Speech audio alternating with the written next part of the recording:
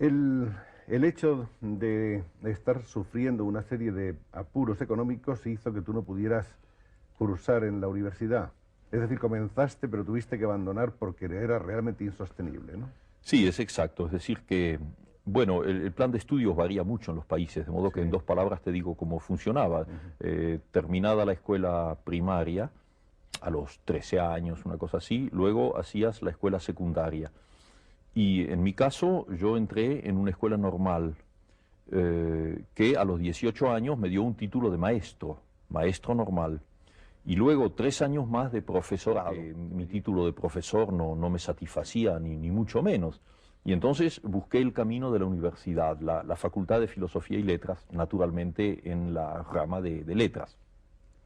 Y fue en ese momento en que comprendí que no, que no podía hacerlo, que tenía que utilizar ese título que ya tenía.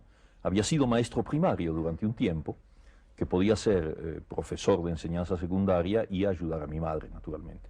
Entonces, nunca seguí la universidad. No tengo ningún diploma universitario. Estuviste durante 5 años más o menos dedicado a la enseñanza en distintos pueblos. Un poco más, mira, Cuando yo descubrí las matemáticas, los teoremas, encontré una gran paz, un orden que yo necesitaba en medio del caos. Y así me precipité, casi por decirlo de esa manera, en el mundo de las matemáticas. Dicho sea de paso, yo trabajé en observatorios astronómicos ya más de grande. Y así resulta que efectivamente llega a ser físico, se doctora en ciencias físicas y matemáticas. Yo me he propuesto cosas grandes. Digo, esto me parece que Está no muy tiene claro. nada de malo decir No, y esto. además está claro. Me he propuesto. Que lo haya logrado es muy distinto. Pero decir, yo no creo que valga la pena. Yo abandoné la física para escribir algo que yo sentía muy profundamente adentro, con mucha ansiedad. Eran grandes problemas sobre la vida, sobre la muerte, sobre la esperanza, sobre la revolución, sobre el destino del hombre. Son cosas grandes. Creo que no vale la pena ponerse a escribir algo si no se propone cosas grandes uno. Que no lo haya logrado, y bueno, y sí, eso es otra cosa. Pero me he propuesto cosas grandes.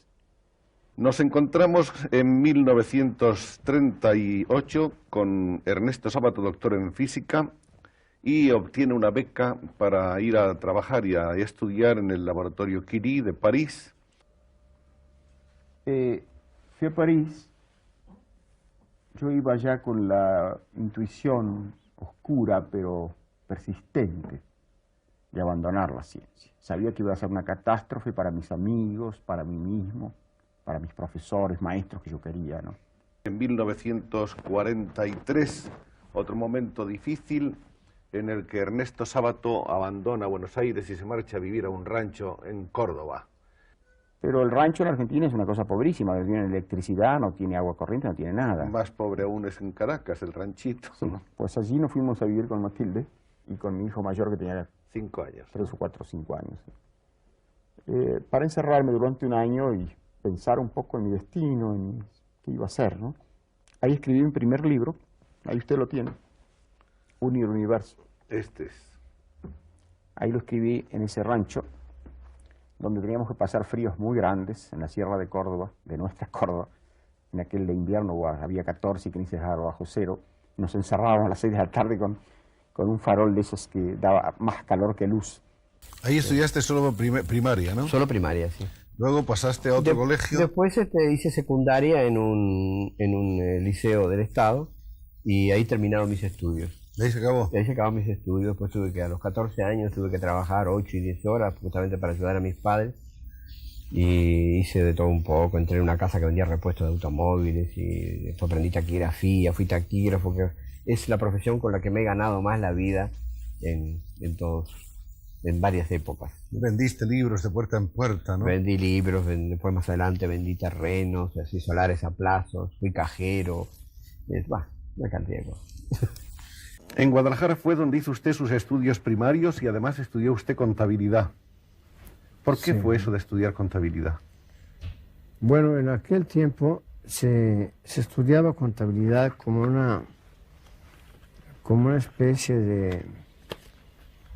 de muleta para, al salir de la escuela, tener un medio de trabajo. que le permitiera a uno seguir estudiando otras cosas. Emigró a la Ciudad de México, donde estuvo usted cubriendo diversos tipos de empleos más bien raros, ¿no? Sí. Por ejemplo. Pues fui agente de migración, ¿verdad? Fui recaudador de rentas, hice una bola de cosas.